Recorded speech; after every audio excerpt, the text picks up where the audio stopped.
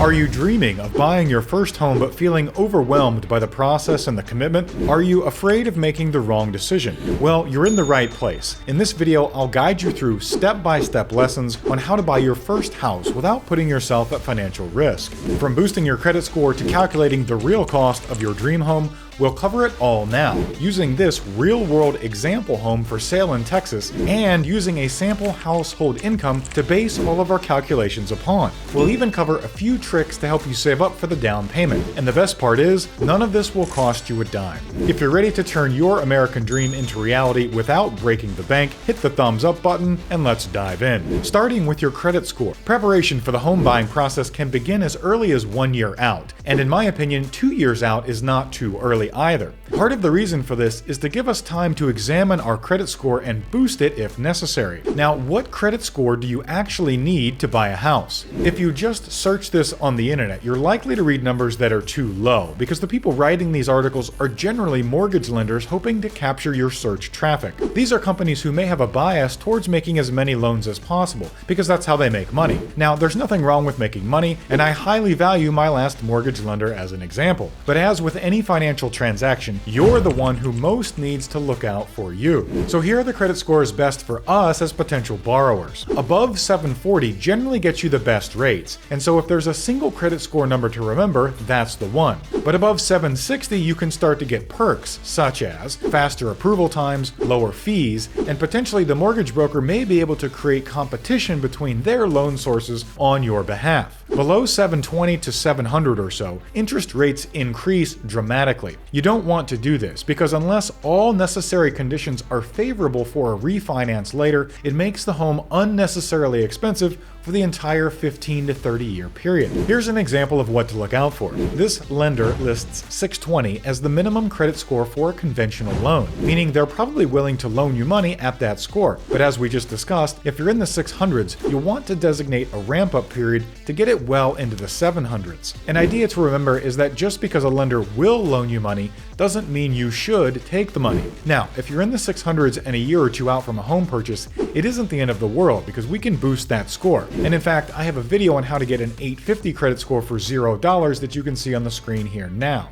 Now, it's also important to know that saying we have a quote-unquote credit score of a certain number isn't actually specific enough, because there are many different credit scores that companies sell. There's FICO 5, FICO 8, FICO 9, the Vantage score, and so on. Mortgage lenders typically use some of the older versions of the FICO scoring models. If you want to know more about the difference between the scoring models and the data that goes into them, I also have a video on that subject that I'll post here. But in summary then, shoot for a 740 plus using one of the FICO scores we just mentioned. If you needed to get by on a 720, you probably could, but you might pay a little more. And the 600s means that it's good that you checked it, because now you know to allocate a little time towards boosting it up before you actually apply for the loan. Your income history. Now, your income history matters. During the mortgage application process, detailed financial documentation will be required. Lenders will ask for things like recent pay stubs, tax returns, W-2 forms, and probably monthly bank statements. Now, pay stubs are used to verify your primary income, and tax returns verify not just your primary income, but also other sources of income, such as dividends or rental income, and can also be used to indicate financial obligations, such as alimony.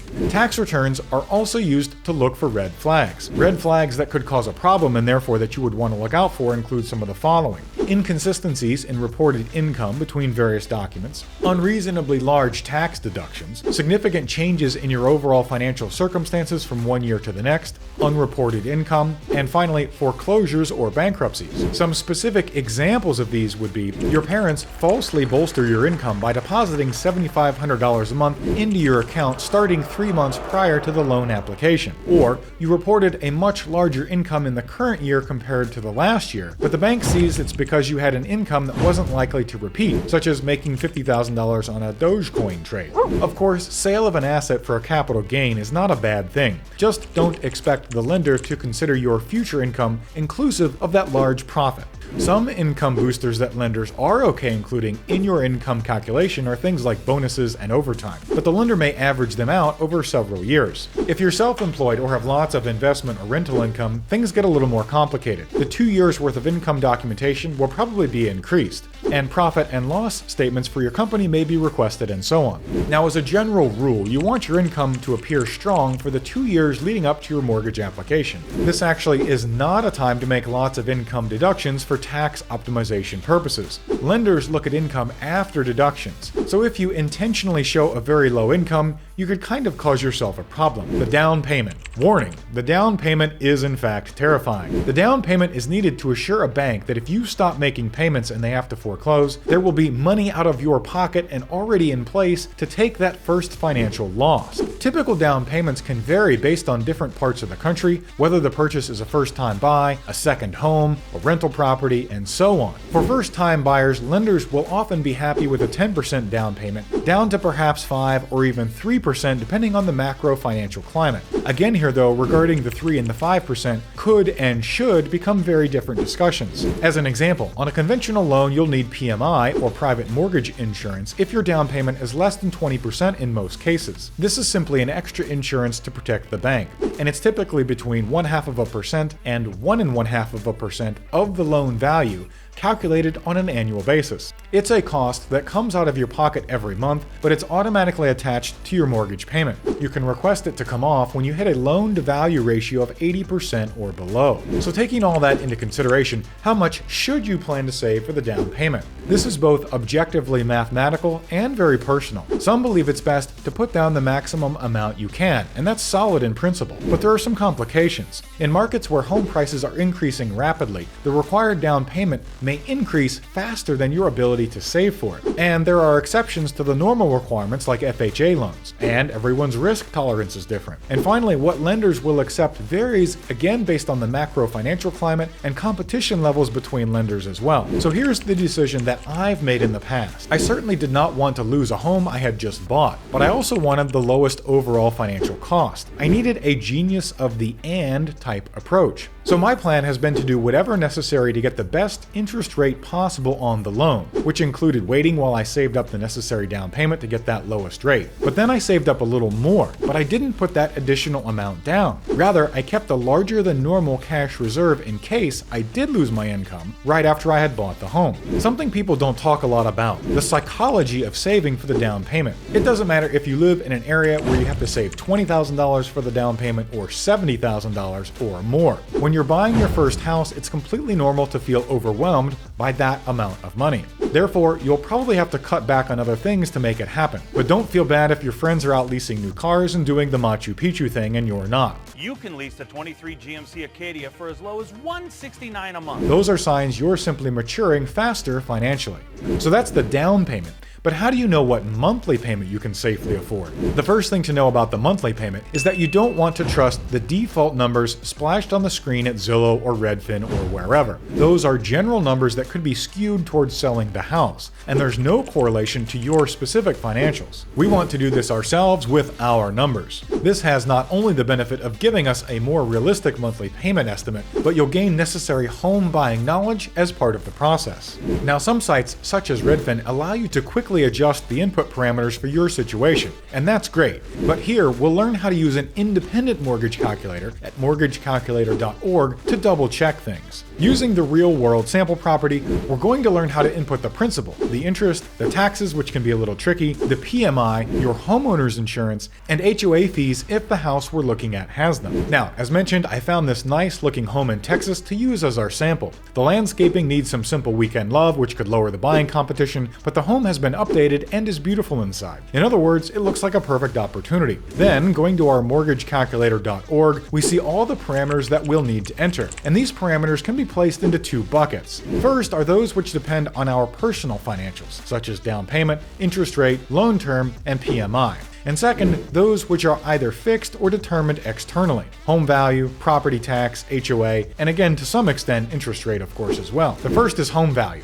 Now the asking price is $309,000, and of course it could ultimately sell for more or less, but we'll input that number into the mortgage calculator as is. Next, the down payment. Using our previous down payment section as a guide, 10% of $309K is of course $30,900. But let's say our mortgage lender says they can get us the best rate available with a 7.5% down payment, which is $23,000 and change. For interest rate, we would use the rate our lender gave us, or we could use the suggested value by mortgagecalculator.org as it keeps up with the general market. For loan term, we'll start with 30 years and check 20 years as part of our later analysis. For property tax, we can scroll down to the section which lists the tax history on the Redfin page. Now, the reason taxes can be tricky is that different states have different laws about handling property taxes, so specific research for your state is necessary here. For our calculation, we'll use this latest value shown. For PMI, you can contact your insurance company and get a quote, or you could use 0.5% or 1%. FYI, this is calculated not off the purchase price, but rather the loan amount. The calculator will do this for us behind the scenes. For homeowners insurance, you can again call your insurance agent, or use the national average, which is between $1,500 and $1,900 per year, or use the suggested value on the site of $227 a month, which is $2,700 a year. Now, this house also lists an HOA fee of $25 a month, so we'll enter that. Running the final calculation comes to $2,824 a month with mortgagecalculator.org, and checking against the built-in Redfin calculator comes to $2,781 per month. So those are plenty close enough, and we can feel confident that we have a realistic monthly payment number, calculating a safe monthly payment. But how do we know if the mortgage lender will approve us for that monthly payment amount, and more importantly, if that monthly payment is safe for our income level by our own standards, and not just the lenders? For this, lenders will calculate our debt-to-income ratio, and we should calculate it for ourselves too. Lenders calculate the debt-to-income ratio pre-tax, and that's called gross income. Essentially, it means you take your top line annual salary plus any other income and start with that value. Then you divide that number by 12 to get your gross monthly income. For example, let's say you're going to buy your home with a partner. One income is $65,000 a year, and the other income is $82,000 a year. This total gross income is $147,000 per year, or $12,250 a month. Then you'll add up all your monthly debt payments, car payments, student loan, credit card payments, which are hopefully low or zero, and so on. For our example, let's say this comes out to $650 a month. The gross debt-to-income ratio before we add in any mortgage payment is therefore $650 over $12,250, or about 5%. But there's also net income, which is the income after everything that lowers the actual money deposited into your account each paycheck. Taxes, Social Security, 401k deductions, health insurance premiums, and so on. Let's say that the net income of your household is 65% of that $147,000, which is $95,000 and change. That's what you and your partner actually see deposited into your accounts, or $7,900 per month. With the same $650 per month of existing expenses, our debt-to-income ratio is now up from 5% to 8%, again before adding in a mortgage payment. But what then are the ranges that are safe for us to target? First, let's answer that question from the lender's perspective. For lenders, a 37% to 43% debt-to-income ratio on gross income is a good range to use for their upper limit for all your debt. A total of under 36% debt-to-income ratio on gross income, with the mortgage being no more than 28%, is considered more towards ideal for them. But what ranges are good for you? First, this isn't financial advice, but anywhere approaching 40 to 50% of the net, know that you'll probably regret your decision because you'll feel what's called house poor.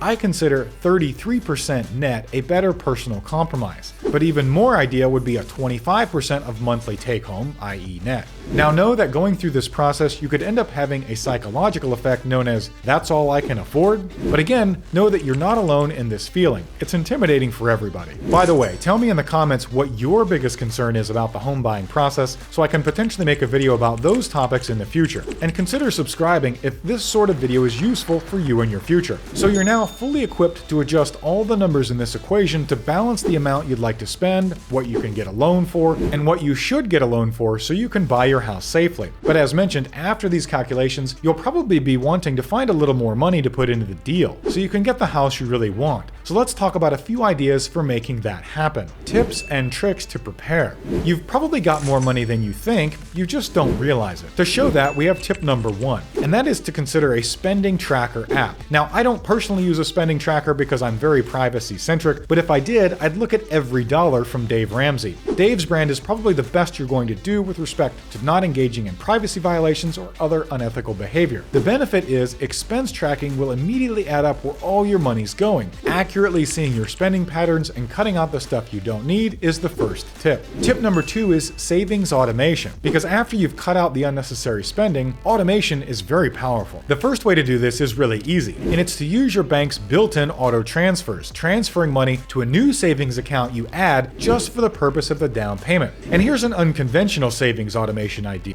You could adjust your tax deductions a year in advance to pay more than you need, thus to force the savings and get a sizable tax return the following year. Tip number 3 is to take a broad view and adapt. If you've done all these things and it's been a year or two and the numbers just aren't going to work for your income versus the housing costs where you want to live, it's time to take a broad view and adapt as much as necessary to meet your goal. First, you could take a broader view by buying a home in a lower cost of housing area, build equity there, and then move up in a few years. And this is one technique that I used. Which puzzle pieces to select and how to arrange them are your choice, but I'll quote Tony Robbins here, who says that when you find something you really want, you should take massive action to make it happen. For example, I made an entire video that covers 5 career paths to making yourself a millionaire without a college degree, and it contains money-making ideas which could be a part-time addition to your primary job, or even an entirely new career path with substantially increased earning potential. Or if you'd like to stay in the same field but learn how to negotiate yourself a massively larger than normal raise,